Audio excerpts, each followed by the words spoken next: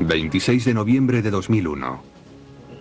Nuestro programa envió a un equipo de investigadores a los archivos nacionales en las afueras de Washington, D.C. Este grupo de expertos vino aquí para ver por primera vez unos archivos gubernamentales de alto secreto que acababan de ser desclasificados, décadas después de que el gobierno de los Estados Unidos iniciase el encubrimiento de los incidentes de Roswell. Hasta el día de hoy, el público no había tenido acceso a estas cajas que contienen 17 cuadernos con información de alto secreto, cientos de fotografías, transcripciones y grabaciones en cinta magnetofónica de decenas de testigos, así como 22 películas y vídeos. En el interior de estas cajas, nuestros expertos descubrieron nuevas pruebas de la polémica que había rodeado al caso Roswell. A través de estos archivos, nuestros expertos siguieron los pasos de la investigación que había realizado el gobierno. Finalmente pudimos ver los informes redactados por los investigadores que se ocuparon de esta historia. Entre los archivos y las fotografías, los investigadores se sorprendieron al encontrar una caja que contenía lo que, según el inventario del gobierno, era solo un objeto metálico no identificado. Incluso aquellos que eran escépticos ante los informes relativos a los ovnis del caso Roswell esperaban que esa caja pudiera contener lo que tanta gente había estado buscando durante tanto tiempo. Espero encontrar algunas pruebas físicas, porque eso es lo que siempre falta. Entre estos materiales recientemente desclasificados esperábamos descubrir las pistas que resolviesen uno de los grandes misterios del siglo XX. Lo que había sucedido realmente en el desierto de los alrededores de Roswell, Nuevo México, en el verano de 1947. La verdad del caso Roswell. 7 de julio. Hubo una gran tormenta en el desierto de los alrededores de Roswell. El granjero Mac Brazel salió al día siguiente a inspeccionar sus campos y sus vallados para comprobar los daños causados por la tormenta y descubrió un pequeño montón de escombros. Recogió una muestra y se la llevó a casa para enseñársela a su familia. Algunos de los restos eran papel y madera de balsa. Pero la familia se quedó muy intrigada ante lo que parecían ser unos jeroglíficos de color púrpura y un material semejante al papel de aluminio que parecía insólitamente resistente. El granjero que recogió los restos debió de sentirse sorprendido y asombrado ante lo que había encontrado, porque no se parecía a nada de lo que se podía encontrar en el desierto en aquellos tiempos. Tal y como se informó en 1947, Brazel dio por hecho que los restos estaban relacionados de alguna forma con las operaciones que se realizaban en la cercana base aérea de Roswell. Se puso en contacto con la base a través del sheriff local y enviaron a 2 oficiales a recoger el material no identificado. Cuando llevaron el material a la base, el coronel Blanchard, que estaba al mando, hizo que su encargado de prensa, Walter Haut, hiciera un comunicado público diciendo que habían capturado un platillo volante. Lo hice. Lo llevé a los medios de comunicación locales y desde allí saltó, literalmente, al mundo entero. La reacción del público fue inmediata y abrumadora. La centralita de la base se colapsó a causa de las llamadas y el asunto ocupó las primeras planas de los periódicos de todo el país. En cuanto los medios de comunicación se ocuparon del caso, recibimos llamadas telefónicas durante todo el día y toda la noche.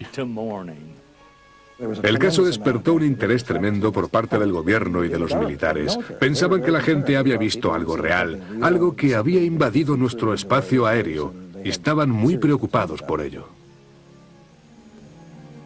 Al cabo de pocas horas el material fue trasladado en avión a Fort Worth, Texas, para que fuese inspeccionado por expertos de alta graduación de las fuerzas aéreas. El general de brigada Roger Ramey examinó los restos. Inmediatamente desmintió el comunicado de prensa original negando que el material hallado perteneciese a un platillo volante. Dijo que el papel de aluminio y la madera de balsa eran los restos de la pantalla de radar de un globo sonda que había caído a tierra. Y ahí fue donde comenzó el desacuerdo sobre el incidente de Roswell. Para algunos la confusión en la identificación de los restos era un simple error, pero otros no se tragaban la nueva y mejorada historia de las fuerzas aéreas. Yo pienso que estaban tratando de ocultar unos materiales que se habían encontrado y que les resultaban completamente nuevos y desconocidos. Años más tarde, la autenticidad de los restos expuestos por Ramey dio motivo a un acalorado debate dentro de la comunidad de los ufólogos. ¿Eran realmente el papel de aluminio y la madera de balsa que había encontrado Mac Brazel? ¿O los había sustituido el gobierno como parte de un encubrimiento? Sin duda fue un encubrimiento. Se ocultó todo lo que ocurrió en Roswell en julio de 1947, aunque no tenía nada que ver con que se hubiera estrellado un platillo volante. En 1947, el año de las primeras supuestas apariciones de ovnis en Roswell, la Guerra Fría estaba empezando a calentarse.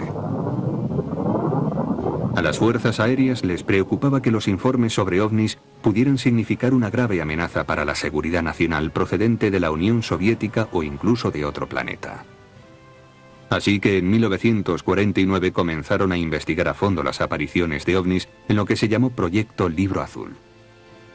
We have also talked to some people who have claimed to have contacted beings from outer space.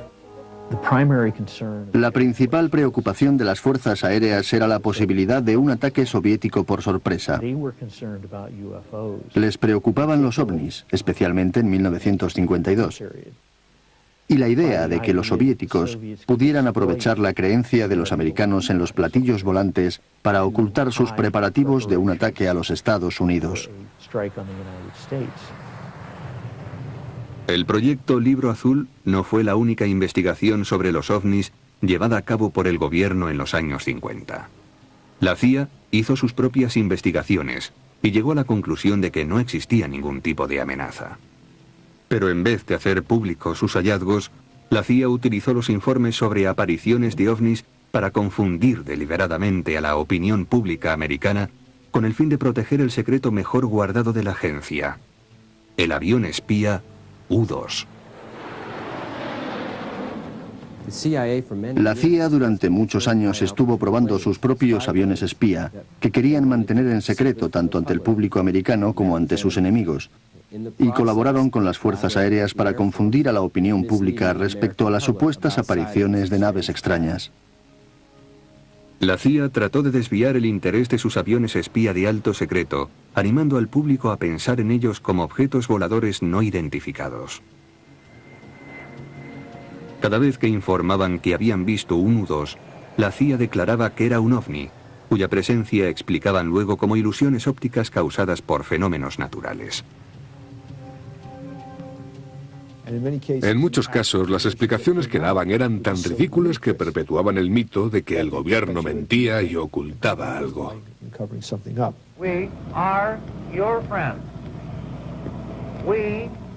Pero la CIA había subestimado el interés del público por los ovnis. Su campaña de desinformación se volvió en su contra, desatando una oleada de especulaciones relativas a que el gobierno ocultaba pruebas de encuentros con extraterrestres.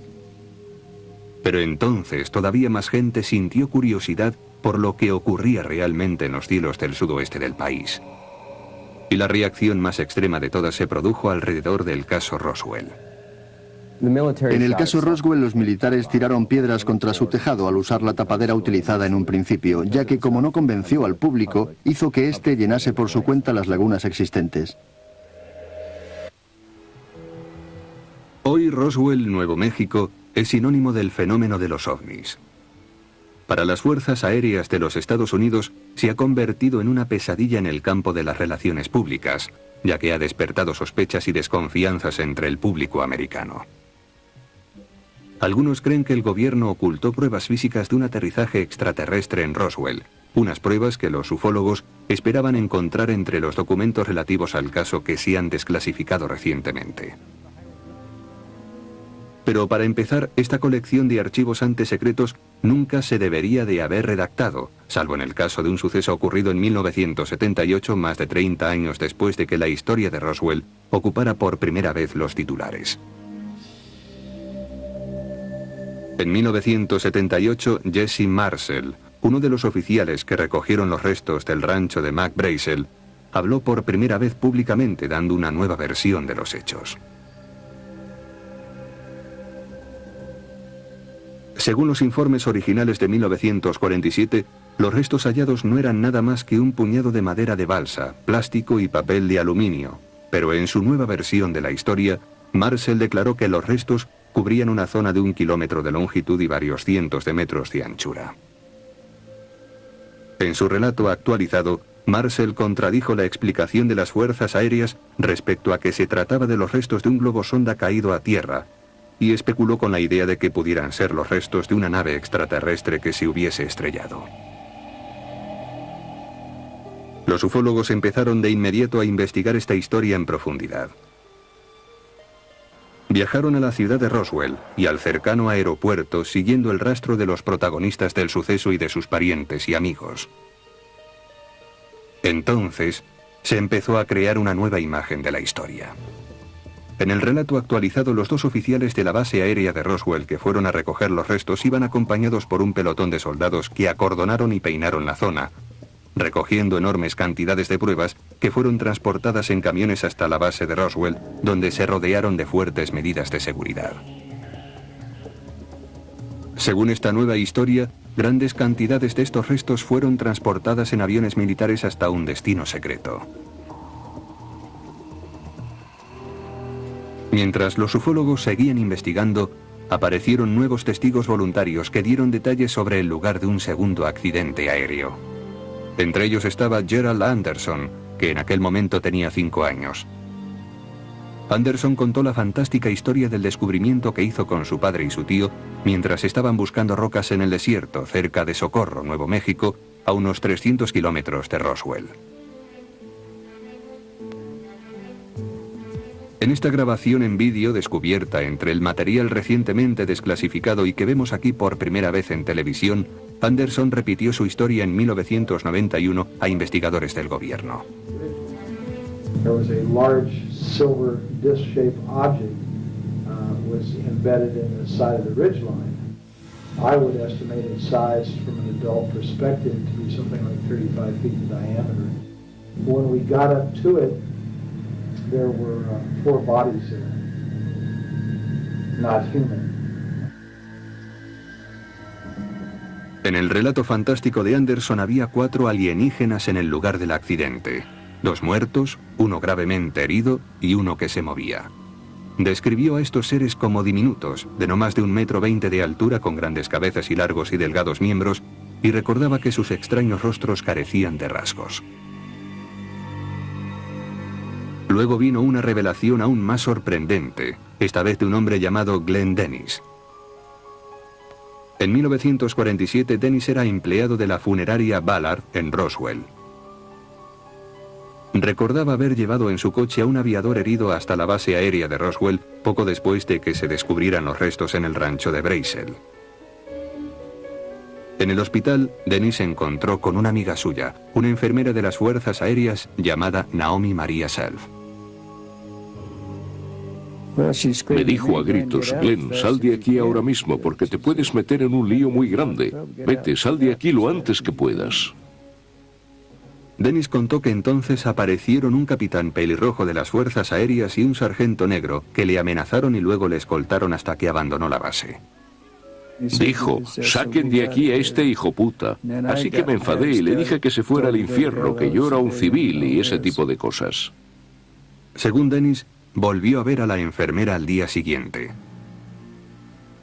En este segundo encuentro, ella le hizo un gráfico e inquietante relato de los acontecimientos que la tenían al borde de la histeria. Dijo que había ayudado a unos médicos que realizaban la autopsia a un cuerpo de unas características que nunca había visto antes.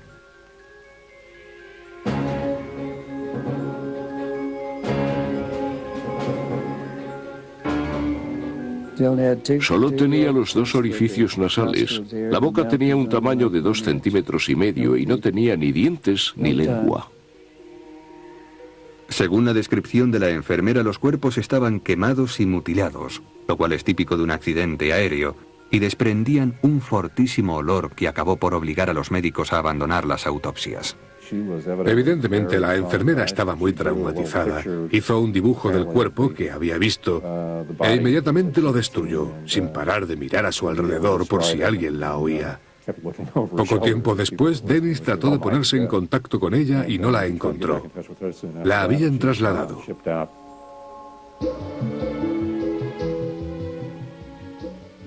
Estos nuevos relatos de testigos de los sucesos de Roswell despertaron el interés público más que nunca hasta entonces. Los libros, películas y programas de televisión sobre el caso Roswell avivaron las llamas. Las fuerzas aéreas se vieron abrumadas por preguntas relacionadas con los sucesos de Roswell. A medida que crecía el mito, empezaron a volverse locos con las peticiones de información y estaban desesperados por acabar con la situación. El enorme volumen de los archivos recientemente desclasificados sobre el caso Roswell dan testimonio de la gran preocupación que sentía el gobierno.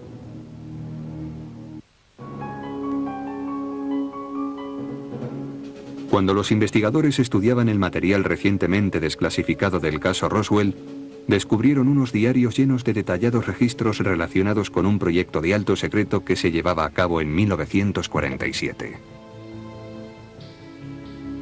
Estos documentos proporcionaron pruebas de primera mano acerca de un proyecto que el gobierno mantuvo oculto durante cerca de 50 años, hasta que este informe sobre los incidentes de Roswell fue publicado en 1995. En este informe, las fuerzas aéreas revelaban por primera vez el proyecto y admitían que la historia del globo sonda era de hecho una tapadera. Según este informe gubernamental de 1995, los restos incluían fragmentos de pantalla de radar y del tejido empleado para los globos, aunque no se trataba de un globo sonda ordinario. Aquellos restos procedían de un proyecto de alto secreto llamado Mogul. El proyecto Mogul era un experimento secreto, un intento para vigilar las pruebas nucleares soviéticas con micrófonos y aparatos de escucha instalados en globos que volaban a gran altura. Las filmaciones gubernamentales desclasificadas muestran que, a diferencia de los globos sonda más pequeños, el proyecto Mogul utilizaba varios globos de gran tamaño unidos entre sí, formando un largo tren que una vez en el aire llegaba a medir hasta 195 metros de longitud. El globo del proyecto Mogul era tan alto como el monumento a Washington. Estaba formado por unos 20 globos sonda de goma. Había 4 o 5 reflectores de radar. Había un lastre, había una boya de sonar para detectar las señales. Era el objeto de construcción humana más grande que había en esa época en Nuevo México. Según el informe original del gobierno, lo que Mac Brazel encontró en sus tierras eran los restos de uno de los globos del proyecto Mogul.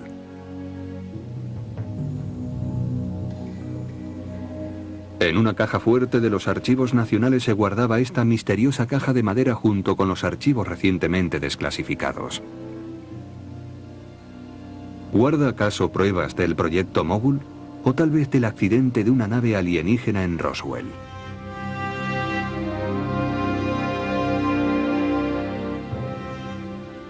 Ahora podemos ver la estructura de madera de balsa y papel y el brillante material parecido al papel de aluminio que intrigó a tantos testigos cuando el general Ramey lo exhibió por primera vez en 1947.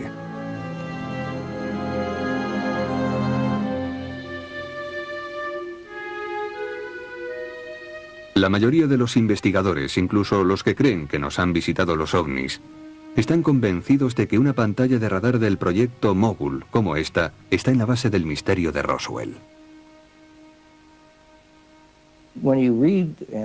Cuando escuchas o lees las descripciones de los testigos, de la gente que vio este material y de la gente que lo manipuló, lo que describen y lo que sabemos que se utilizó en el proyecto Mogul coincide a la perfección.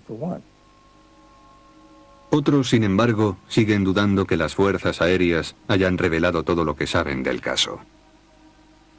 En el informe redactado decían que los restos pertenecían a un globo del proyecto Mogul clasificado como alto secreto, pero ahí no se acaba la historia porque no se ocuparon de todos los hechos, solo de los que consideraron que eran consecuentes con su teoría del proyecto Mogul. Al revelar los detalles del proyecto Mogul en su informe de 1955, las fuerzas aéreas habían esperado dar carpetazo al caso Roswell. Sin embargo, plantearon aún más preguntas sobre lo que ocurrió en el desierto de los alrededores de Roswell, Nuevo México, en verano de 1947, y sobre los demás secretos que pudiera estar ocultando todavía el gobierno. ¿Dónde estaban los restos? ¿Dónde estaban los cuerpos de los alienígenas descritos por tantos testigos presenciales? Así que las fuerzas aéreas decidieron preparar un segundo informe más detallado y extenso que se ocupase de otras historias extrañas y fantásticas que rodean al caso Roswell. El segundo informe del gobierno fue un regalo para los investigadores ufólogos y para los especialistas en seguridad nacional. Para explicar los relatos de los testigos presenciales de Roswell, las fuerzas aéreas de los Estados Unidos se vieron obligadas a sacar a la luz informaciones y filmaciones relativas a una gran variedad de proyectos gubernamentales de alto secreto. Estos archivos contienen la información básica sobre proyectos secretos de las fuerzas aéreas a lo largo de un periodo de varias décadas. Tenemos los detalles cotidianos de los vuelos secretos de globos y de toda clase de naves experimentales que ponían a prueba en el desierto.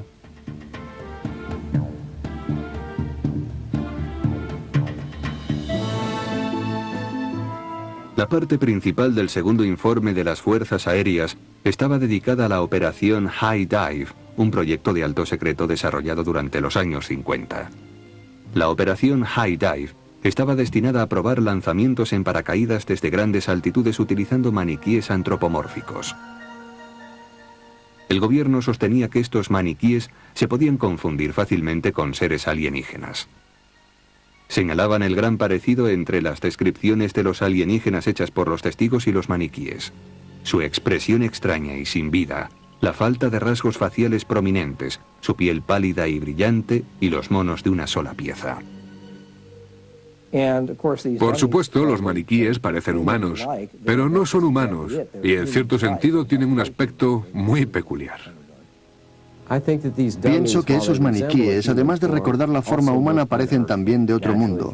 Naturalmente, si uno hubiera visto a uno de esos maniquíes cayendo sobre el desierto en un paracaídas, y si uno fuese alguien que ha oído contar historias sobre naves extrañas, podría llegar a la conclusión de que los extraterrestres habían aterrizado en su desierto. Además de la operación High Dive, el segundo informe de las fuerzas aéreas revelaba otros experimentos de alto secreto realizados a grandes altitudes durante los años 40, 50 y 60.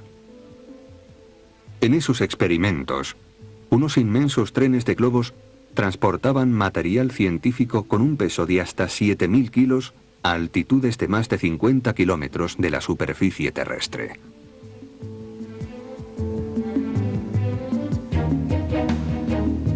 Como se ven en estas filmaciones recientemente desclasificadas, los globos de grandes altitudes se utilizaban también para probar el reingreso en la atmósfera de prototipos de la NASA. Algunos de estos prototipos contaban con autopropulsión y capacidad de aterrizaje dirigido. Incluso hoy, muchos de estos artefactos parecen de procedencia extraterrestre.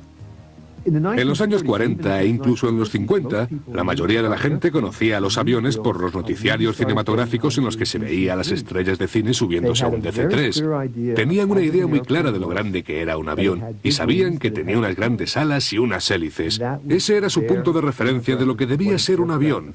Y un artefacto de forma circular era algo realmente extraterrestre. Un globo flotando a 3.000 pies de altura es un objeto inmenso. En potencia tiene varias decenas de metros de diámetro. Además, puede parecer que los globos se mantienen inmóviles en el aire, y si se encuentran con una fuerte corriente de aire parecen arrancar de pronto a más de 150 kilómetros por hora. De modo que la gente veía un objeto muy exótico, con forma de disco, moviéndose de una forma en la que jamás se movería un avión, y el que lo veía naturalmente decía que había visto un platillo volante. El segundo informe de las fuerzas aéreas ofrecía algunas explicaciones plausibles para muchos de los elementos más estrafalarios de los relatos de testigos presenciales en Roswell. ¿Pero era realmente un informe completo de las actividades gubernamentales de alto secreto? ¿O seguían ocultando pruebas que podrían arrojar luz sobre el caso? A continuación, veremos cómo unos expertos independientes revelan nuevas pruebas acerca de algunos proyectos de alto secreto que podrían explicar los aspectos más polémicos de las declaraciones de los testigos. En las semanas que siguieron a la desclasificación de los documentos gubernamentales sobre los famosos incidentes de Roswell, los expertos de nuestro programa examinaron el contenido de las 11 cajas de archivos, filmaciones y fotografías. Buscaban pruebas que pudieran ayudar a explicar las muchas y fantásticas declaraciones que sostenían que unas naves extraterrestres se habían estrellado en Roswell en el verano de 1947. Unas declaraciones de las que no se da cuenta totalmente en ninguno de los dos informes oficiales de las Fuerzas Aéreas. Pero mientras nuestros investigadores buscaban respuestas, se encontraron con nuevos misterios.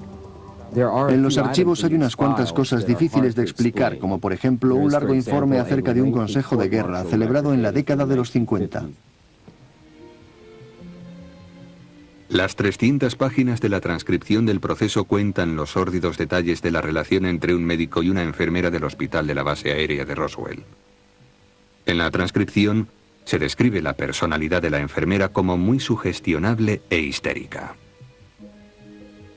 ¿Podría tratarse de la enfermera con la que Glenn Dennis dijo haberse encontrado, la que le habló de las autopsias a extraterrestres realizadas en el hospital de Roswell?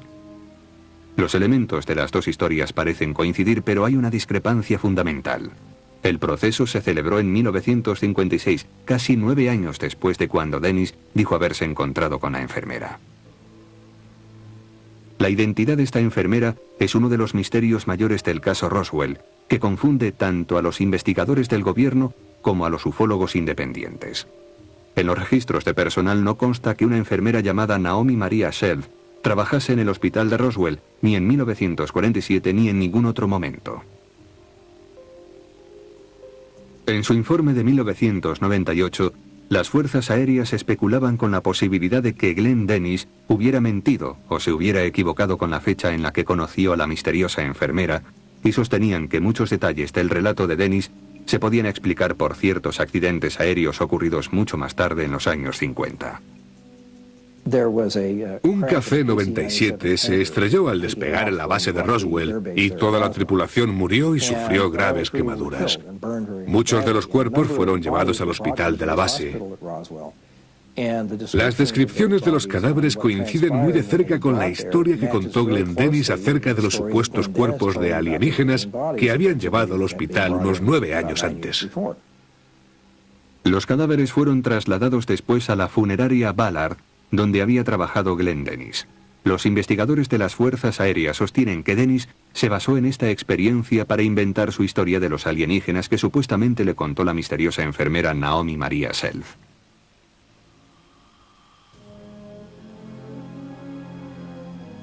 Según las Fuerzas Aéreas, otros detalles de la historia de Dennis se podrían explicar por un segundo accidente, el de un globo tripulado dentro de los experimentos del proyecto Excelsior, que tuvieron lugar a finales de los años 50 y principios de los 60.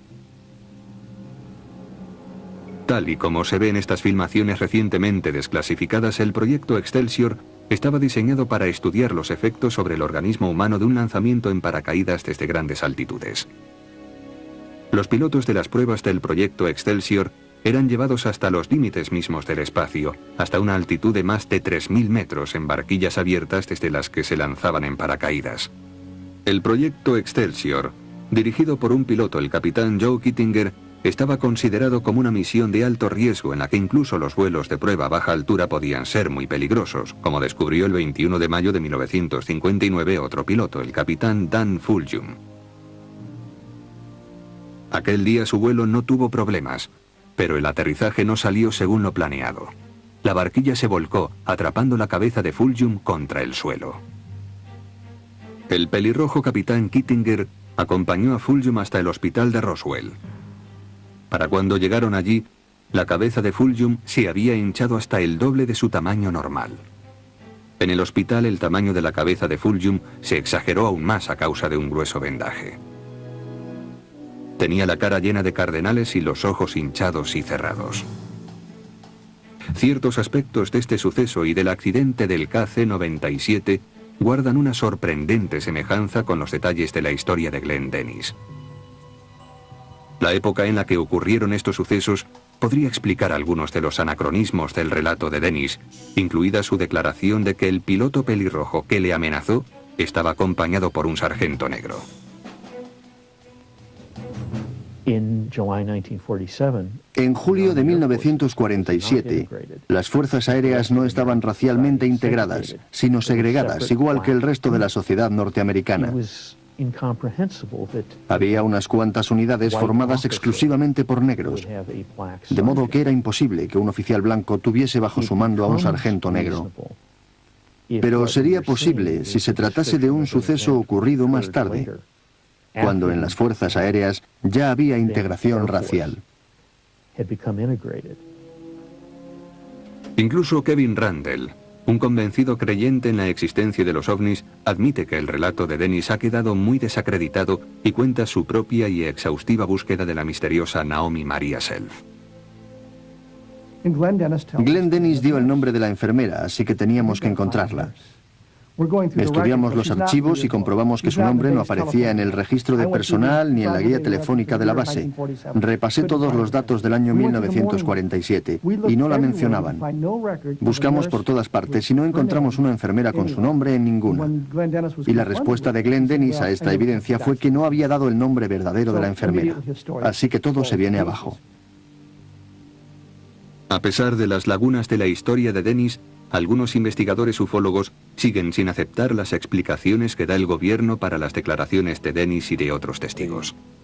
El tema del maniquí empleado en las pruebas es ridículo. Para empezar, si han visto el maniquí que hay en el museo, verán que mide 1,80 m. Así que no se comprende que nadie pudiese cometer ese error, porque recordarán que la gente que estuvo en el lugar del accidente declaró que los cuerpos eran diminutos. Es imposible cometer ese error.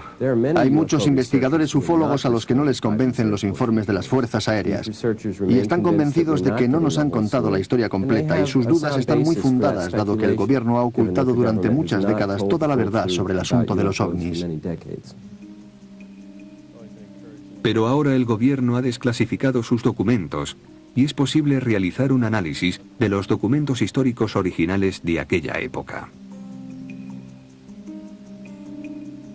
Jim Wilson, editor científico e historiador aeroespacial de la revista Mecánica Popular, ha examinado minuciosamente estas fuentes originales, unos documentos que registran los hechos cotidianos de Roswell, buscando pruebas de la recuperación de una nave espacial que se estrelló o indicios que revelasen la existencia de un encubrimiento de lo sucedido.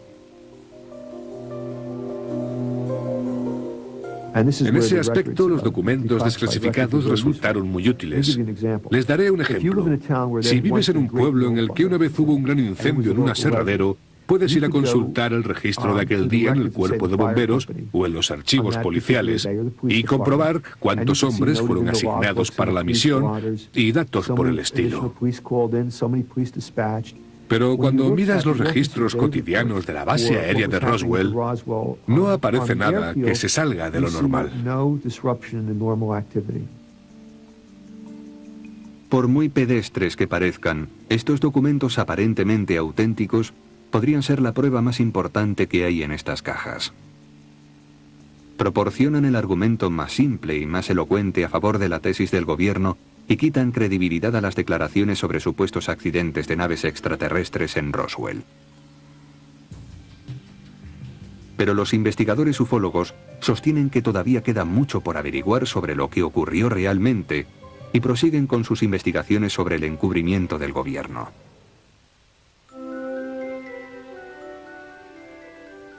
En su informe de 1998, las fuerzas aéreas citaron una serie de proyectos gubernamentales de alto secreto como posibles explicaciones a las supuestas apariciones de ovnis en Roswell, con la esperanza de dar por cerrado el caso. El informe de las fuerzas aéreas, Roswell, caso cerrado, es probablemente un poco prematuro. Por supuesto, no cierra el caso de todas las apariciones de ovnis. Y también descubrimos que hubo muchos proyectos relacionados con el fenómeno de los ovnis a los que no hacen referencia ni remotamente. Entre estos documentos y otros materiales recientemente desclasificados, nuestros expertos han encontrado muchas pruebas de otros proyectos gubernamentales de alto secreto. Estos proyectos podrían ayudar a explicar algunas de las extrañas historias contadas por los testigos de los accidentes de las naves extraterrestres. Por ejemplo, en su informe de 1998, las fuerzas aéreas solo hacen una breve mención de los experimentos de biología espacial relacionados con las pruebas de globos de grandes altitudes. Pero un examen a fondo de los archivos gubernamentales revela que los experimentos con animales vivos eran una parte integrante de muchos programas de vuelos de prueba. Estos experimentos de biología espacial empezaron con animales como ratones y monos que enviaban a grandes alturas. Estos experimentos eran documentados con filmaciones que muestran los efectos producidos sobre los animales, como los producidos por la radiación cósmica, los cambios en la fuerza de gravedad y los impensables traumatismos causados por un regreso a la Tierra a gran velocidad. Era un asunto muy peligroso porque lo que sube tiene que bajar. Muchos de estos animales murieron en el desierto como resultado de su participación en estos experimentos. Ciertos detalles del programa de biología espacial plantean nuevas preguntas. ¿Podrían ser que los alienígenas supervivientes vistos por los testigos fuesen en realidad primates utilizados en experimentos de biología espacial? Imagine que es un ciudadano que viaja por el desierto y se encuentra con un artefacto que se ha estrellado, con animales muertos en su interior, con monos vestidos con traje espacial. ¿De qué pensaría que se trata?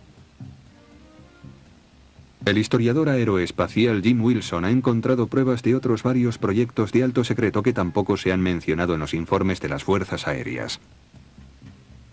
Entre ellos, hay un proyecto secreto en el que las fuerzas aéreas diseñaron un platillo volante de 12 metros de diámetro, un artefacto con la posibilidad de provocar un diluvio nuclear sobre la Unión Soviética.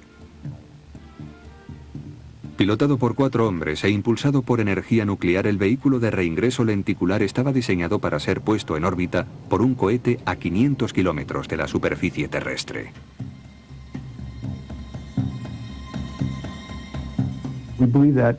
Creemos que una gran cantidad de las observaciones de ovnis de los años 50 y 60 pudieran tener que ver con este tipo de tecnología, que también podría explicar los casos en los que la gente sufre quemaduras debidas a la radiación tras haber visto cosas poco habituales en los cielos. Jim Wilson y otros prominentes miembros de la comunidad científica creen ahora que proyectos como el Proyecto Mogul, la Operación High Dive, el Proyecto Excelsior y el vehículo lenticular de reingreso son solo la punta del iceberg. Predicen que el gobierno todavía tiene mucho más que revelar acerca de otros proyectos de alto secreto realizados sobre los cielos del desierto de Nuevo México a partir de los años 40. Así que, si bien el gobierno podría seguir encubriendo los hechos, es un encubrimiento que no tiene que ver con los extraterrestres y sin mucho que ver con el secreto militar. A pesar de la permanente controversia acerca del papel del gobierno en el caso Roswell, cada vez hay más expertos que están de acuerdo en una cosa, que probablemente no existen pruebas para demostrar la presencia de alienígenas en Roswell. Si se hubiese estrellado un platillo volante en Roswell, en los archivos de la Seguridad Nacional constaría que se había tomado alguna medida al respecto. Se habrían aplicado ciertas medidas, habrían desarrollado aparatos de detección y se habría planteado el problema de la posibilidad de una invasión de habitantes de otro planeta. Pero no hay nada de eso. Se tomaron medidas por valor de billones de dólares para hacer frente a amenazas terrestres y no se tomó ni una sola medida contra la posible amenaza de otro planeta. Tras años de investigación, de 2 extensos informes gubernamentales y del testimonio de cientos de testigos, todo ello documentado en estas 11 cajas, todavía no hay pruebas concluyentes de que una nave espacial se estrellase en Roswell. Pero esa falta de pruebas concretas puede que no convenza nunca a los que creen de verdad en los ovnis. El problema fundamental que ha tenido siempre el gobierno con los incidentes de Roswell es que tiene que demostrar un elemento negativo. Tiene que demostrar que no guarda un platillo volante. ¿Y cómo se puede demostrar que no se tiene una cosa? No se puede demostrar, sobre todo cuando resulta tan atractivo creer en todo lo que supuestamente ocurrió en Roswell. Cada año cientos de miles de personas visitan Roswell. Glenn Dennis y Walter Hott, 2 de los personajes principales de la historia de Roswell, ahora son copropietarios del Centro Internacional de Investigaciones sobre los OVNIs, una de las mayores atracciones turísticas de la ciudad. El pueblo de Roswell se ha visto transformado por el interés público en los ovnis. La que fuera en otro tiempo una letargada comunidad agrícola es ahora una próspera ciudad de 50.000 habitantes. Roswell es como un circo. Cuando vas al circo o a un espectáculo parecido es muy divertido. Pero si te lo crees, cometes un gran error. Así que se trata de quedarte con la parte divertida y pensar que sería estupendo que fuese real.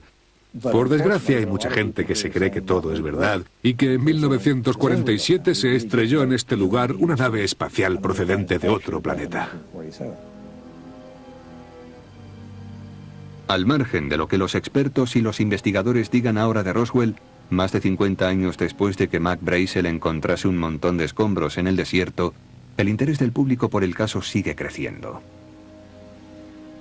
No creo que Roswell sea un caso cerrado para la comunidad de los creyentes en los ovnis, no después de este informe de las Fuerzas Aéreas, ni después de todos los informes gubernamentales.